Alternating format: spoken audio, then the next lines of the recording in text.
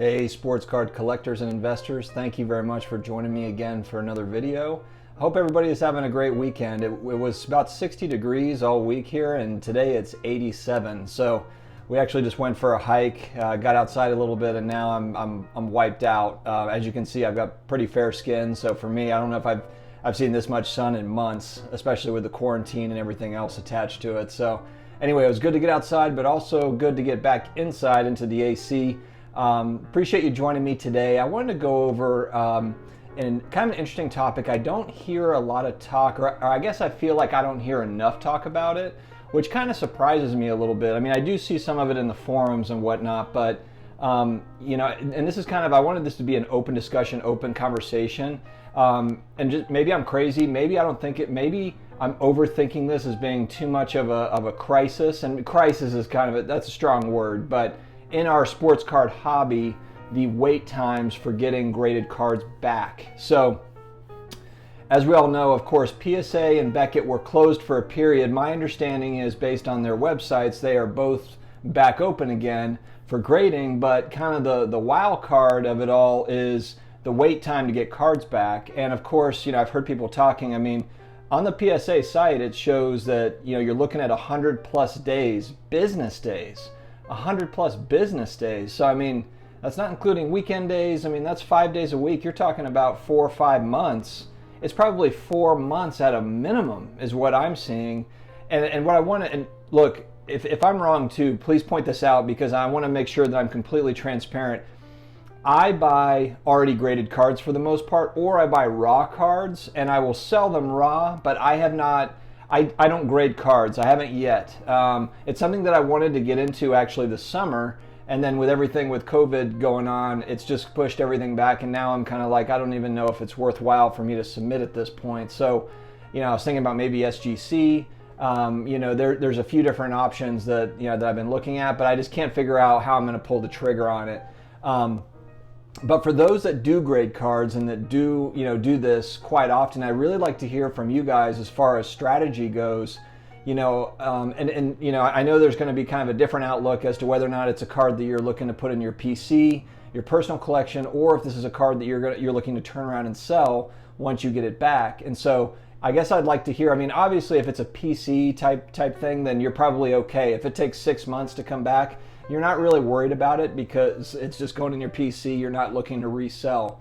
For those that are looking to resell, and I think that that's going to be, I mean, I have to guess it's a fairly high percentage that are grading in an effort to resell.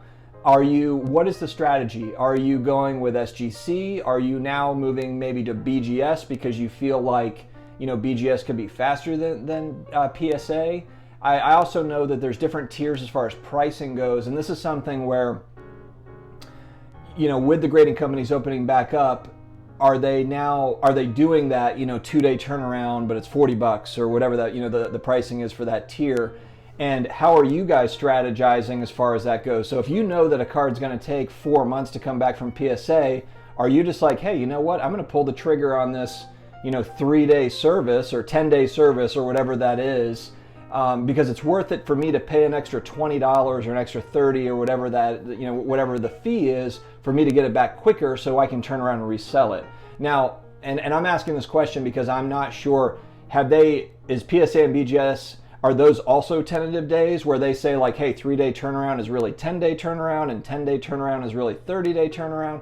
That's the stuff that I'm kind of eager to learn from you guys. Like I said, this video is open discussion. I'm not, I don't have a lot of opinions on it because I'm trying to learn as well. Like I said, when I started the channel, this isn't just about me talking to you. This is also so hopefully I can learn from you all. And I know there's a lot of very knowledgeable people that are subscribers of the channel and that watch the videos. And so I would like to learn and also just kind of hear, just to, you know, kind of hear the hobby talk, you know, what's everybody doing, and which, you know, I'm just curious to see, are people, you know, saying, you know what, I'm going to go BGS.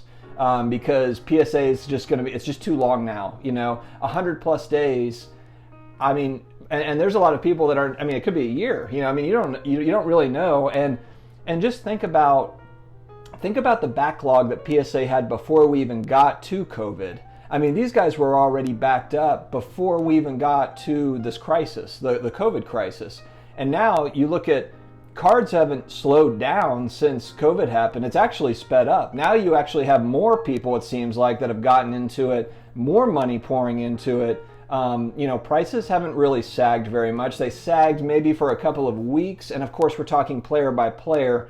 There are cards that have dropped and gone up, but if we're just talking about hot cards and players that people are after, there has not been a sag at all that I've seen. Maybe in certain sets, of course, but as far as Prism products or Optic products or Mosaic or any of these other type. And now I'm talking basketball, football, baseball. Of course, it's got its own thing going. But just curious for all sports too. I'm not just talking about basketball, but I want to hear your strategies. Or are you just biting the bullet and just saying, hey, look, I'm getting I'm getting too much of a return from PSA, to go anywhere else. I've seen so many conflicting stories too about SGC and PSA versus BGS. I really have no idea myself where I would go, which direction I would go. What I mean by that is I've seen stories where, SGC's got the quicker turnaround, so people are like, well, hey, let's go SGC. But then I see stories where it's like, I'm having trouble selling my SGC stuff and my PSA stuff gets triple what SGC 10s get, and BGS the same thing. So, I'm just going to stick with PSA. But then I've also seen, people talking to where it's like, what? We're closing the gap. There's not that much of a difference between an SGC 10 and a PSA 10 or a BGS 9.5. So it just kind of seems like it's up in the air, and maybe this is case by case, player by player, card by card, and I'm sure that's probably the answer. But I would love to hear from you all that are in that grading world, that are doing it. I've said this in past videos. I don't feel confident enough looking at cards and being able to make the call and saying, yep, that's going to be a 10, or I feel really solid that's going to be a BGS 9.5 or better. I just don't have the eye yet. I'm working up to it.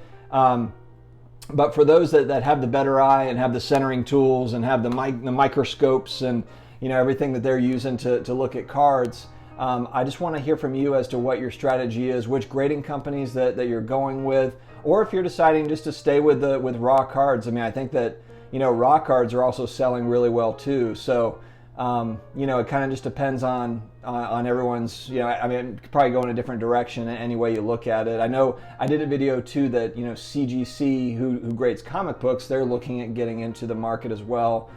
There's a rumor that they are looking to get into sports cards, which makes sense with the sports card boom, that another grading type company would want to get in on that business.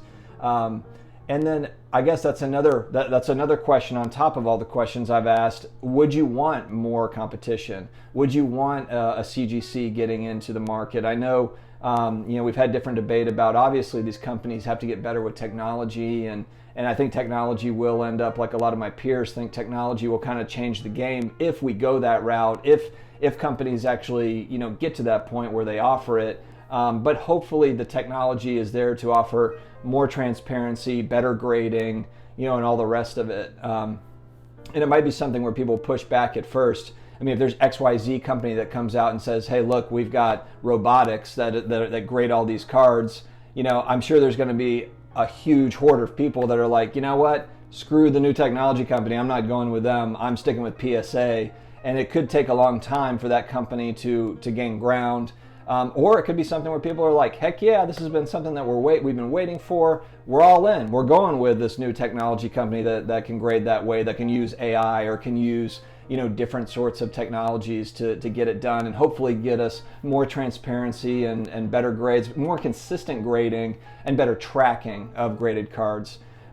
Anyway, this is just kind of a open discussion, grading, current state of affairs. What are everybody's thoughts? And how does this affect different sports too? I mean, someone that's mainly in baseball might have a different outlook on this than basketball or football. I want to hear from all of you. So thank you again for tuning in. I appreciate it, and we will see you again soon. Thanks, guys.